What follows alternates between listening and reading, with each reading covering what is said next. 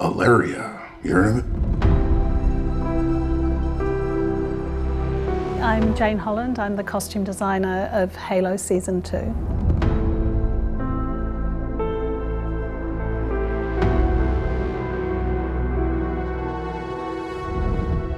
We're in my office, so this is where I think about my designs, and it's a quiet space. You'll see it's quite a busy department, but this is really where I start to think about character and designs. And the first thing I do is to read the script and take all the information from there is to create a mood board. So what I've got on the walls around here are just images that I gather that are relevant to before I design.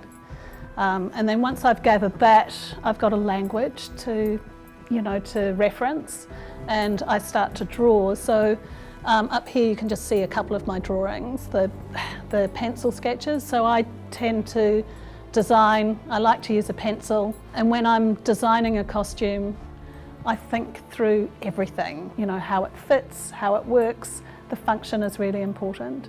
So that process of pencil to paper is a really important part of my process. And then next to them you can see that there's some concept art, which is an illustration of it before we make it. But the most important thing for me is that process of moving from the mood board to the pencil sketch, and that's where all of my thought process takes place. There's a world that we created which is Aleria.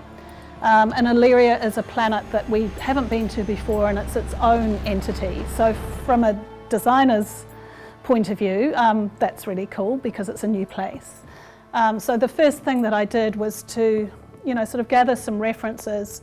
One of the things that we knew was that we were shooting in Hungary, just outside of Budapest, in the coldest months, and that it was going to be really cold and quite exposed because it's quite an open landscape. And that was a really important thing for me to consider. This is the stage of taking the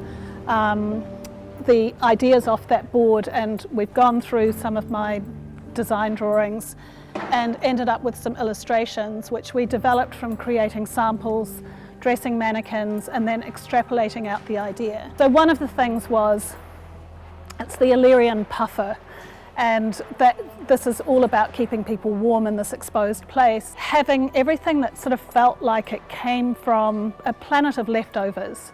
Very little is there, and the people who were there were making things out of what was available to them. Insulated materials that were around, or from plastics, or from something like that, with these sort of like big layers and these strong silhouettes, rather than being finely handcrafted, out of some kind of woven silk or anything like that. It wasn't that kind of place. But also this idea of seeing faces framed by a hood. So strangely, it ends up having a bit of a period feel, even though it's futuristic, but also because of the landscape and the people being of the landscape, there's sort of like this thing of them being workers. So it's almost like there's a frontier of workers. The biggest challenge for me as a designer is to create the reality and to draw it all together. So the concept art is a helpful way of illustrating that.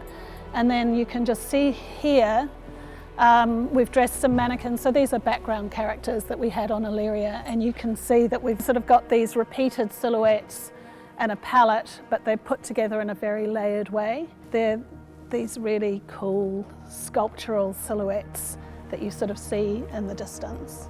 So these are fabrics that were available in Budapest. So this became like our insulation fabric, that it's, and we made a lot of costumes out of it, or we used it as a lining. But it's also functional because it actually is a quilted fabric, so it does keep them warm and it does keep the wind out. So there's a functional element to it as well. So there's some cool things in here. There's sort of this thing of layer upon layer, which creates this sculptural thing, but also this thing of creating the shape around the face. And maybe if we look at this one, so underneath here we've got a brim that we had moulded that holds the shape, so that then there's sort of a frame around the face. And then these as well, which are a fairly extreme, maybe I can turn the mannequin round, version of a bucket hat. So this idea that, because maybe it was going to pour with rain or snow, but this idea that in that world, they've created something that is really functional, that the elements come down and just pour off the back. So I was thinking about all of those things, about warmth, about actual function, but also something that's been developed of the people of that planet, and then how to realize it so that it's layered and textural and interesting to look at on screen, and that it doesn't just disappear into the landscape. So the cast arrive in Aleria, and I guess, sort of the first consideration was the practicality of how our actors are going to be able to function in this exposed location in the coldest months of the year. And so we had to work out how they could get some Alerian layers. So we took some of these elements and then adapted them to the characters, so they acquire something of Aleria for those scenes, which is kind of cool thing to see them looking different to how we've seen them before. But also it was finding a balance between continuing their look as a character, not completely reinventing them, but having some kind of reality that they've got something else imposed upon them. There's a bit of a balancing act to do there. Here's Kwan's. I loved this. This was made from an actual insulating material that we turned into her Alerian puffer. I think the Alerian puffers are kind of something to me that there's a bit of joy in those.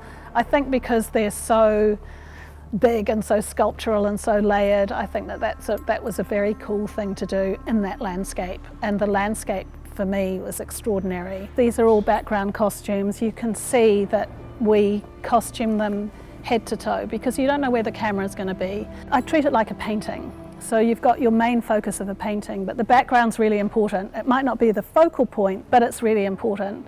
So I approach our background performers in that same way, that I'm creating the costume landscape for the other costumes, the actors' costumes to fit into. So therefore, to me, it's really important that the background have the texture and the layers, and that they can hold a close-up. So part of that is the team that I have around me. So I have an assistant designer who takes the idea and the concept and extrapolates it. There's the whole gathering of the fabrics, and that's really what this team is all about. And then there's the manufacture of it. So it's all of these people in this workroom are the ones that actually make it happen.